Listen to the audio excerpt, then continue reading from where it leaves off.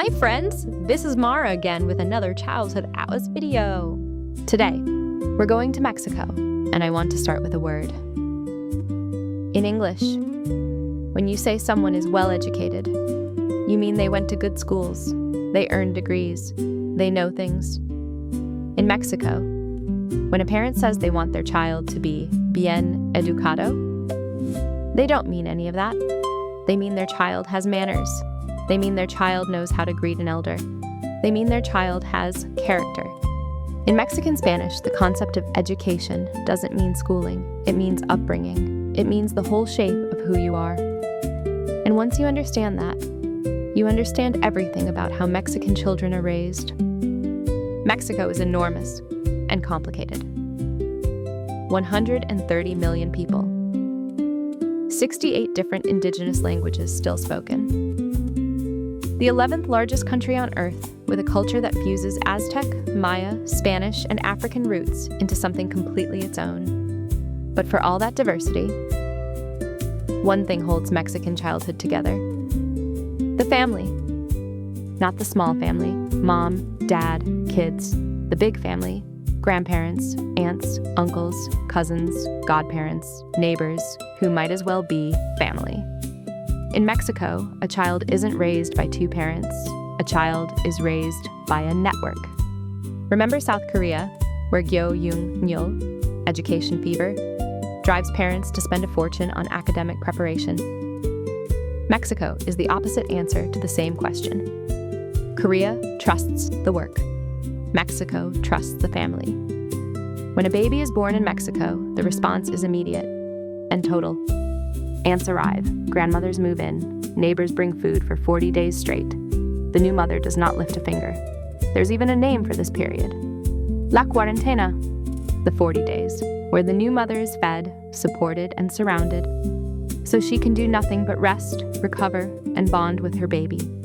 And the baby is never alone, held constantly, passed between aunts, cousins, and grandmothers, like a precious thing being introduced to the family it now belongs to. And then, within weeks of being born, the baby gets a second family. Through a ceremony called baptism, parents choose godparents, compadres and comadres. And these people aren't symbolic. They become co-parents, emotionally, financially, and spiritually committed to this child for life. It's a system called compadrazgo, and it expands a family by entire households in a single afternoon. Mexican children are taught manners early, constantly, lovingly. When a relative walks in, even an aunt the child has never met before, the parent says, "Saluda a tu tía," greet your auntie. And the child walks over, stands up, and gives a kiss on the cheek. This isn't optional. This is the curriculum. The lessons are: respect adults, acknowledge people, make others feel seen. And then there's the table. The Mexican family table is one of the most important classrooms in the world. A meal can take hours, especially Sundays, comida, the big midday meal. Food comes out, people eat, and then everyone stays. There's a word for this. Sobremesa, literally over the table. It's the time after eating when the conversation continues. The coffee is poured, the kids climb between laps, and stories pass between generations. Mexican children learn during sobremesa how to listen, how to wait their turn, how to laugh at a joke they don't fully understand, how to belong. So, what about actual school? Here's the surprise. Mexican primary school children spend on average about 4.5 hours a day in class. That's it. A short morning, lunch at home, afternoon to play, family in the evening. That is half the school day of a Korean child. While a child in Seoul is finishing hour 10 of academic work, a child in Guadalajara is helping their grandmother make tortillas in a kitchen full of voices. Same age, same century, two completely different ideas of what a childhood is for. The official school system focuses on reading, math, science, and very heavily on Mexican history and civic values. Children grow up knowing the story of independence, the revolution, the Aztec Empire. The country teaches its children where they came from, and in many regions, classes are bilingual.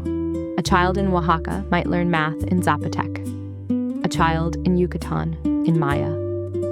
Mexico's classrooms hold 68 indigenous languages alongside Spanish.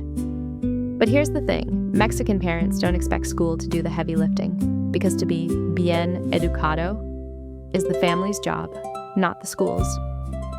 Mexican children are not kept on the edges of adult life.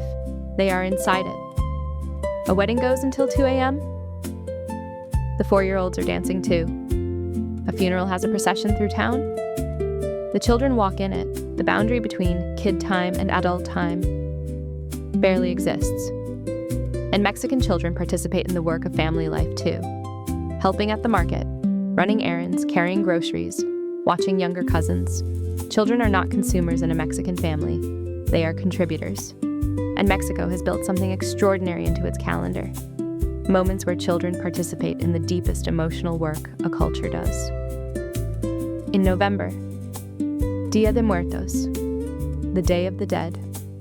Children help their parents build the ofrenda, the altar, laying out marigolds, candles, photos of grandparents who died before the children were even born. A 6-year-old lighting a candle for a great-grandmother and being told her name and her favorite food. That is not a school lesson. That is education. In December, Las Posadas, 9 nights of processions in the street, children leading the way with candles and singing. And then, at every house, the piñata, blindfolded, spinning, swinging, a literal celebration of joy at the center of every Mexican childhood. And for girls turning 15, La Quinceañera, a coming-of-age celebration where a daughter is presented to her family and community as a young woman, a church service, a ball gown, a waltz with her father, the whole extended family there to witness her becoming. In Mexico, growing up is not a private thing. It is a public act of love. If Finland says a child needs freedom, and South Korea says a child needs preparation, and Brazil says a child needs belonging, and Nigeria says a child needs character, Mexico says a child needs family, not just to love them, to shape them, to raise them, bien educado, to anchor them, to give them a place they will always be from. 5 countries, 5 completely different answers, and in every single one, millions of children have grown up whole and loved and ready for the world. So what's the thread running through all of this?